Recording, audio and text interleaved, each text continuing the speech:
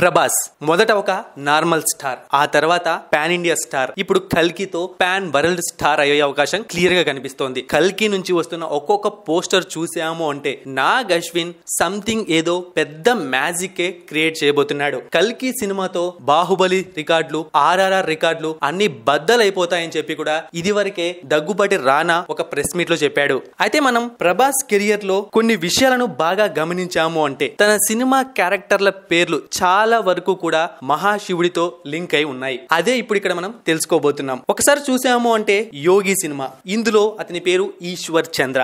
ఛత్రపతి సినిమాలో ఛత్రపతి శివాజీ, పౌర్ణమి సినిమాలో శివకేశవ, ఈశ్వర్ సినిమాలో తన పేరు ఈశ్వర్ అంటే అది కూడా శివుడి పేరే. బాహుబలి సినిమాలో ఒక క్యారెక్టర్ పేరు శివుడు. ఇక కల్కి సినిమాలో తను యాక్ట్ చేయబోతున్న వన్ ఆఫ్ ది క్యారెక్టర్ పేరు భైరవ అంటే ఇది కూడా శివునికి లింక్ అయి ఉంది. ఇక త్వరలో భక్త కన్నప్పలో డైరెక్ట్ గా శివుడి గెటప్ వేయబోతున్నాడు ప్రభాస్. సో ఈ విధంగా తన కెరియర్ లో చాలా వరకు ఇలాంటివే జరుగుతూ వస్తున్నాయి. మొత్తానికైతే డైరెక్ట్ గా శివుడు పాత్రే వేయబోతున్నాడు ప్రభాస్.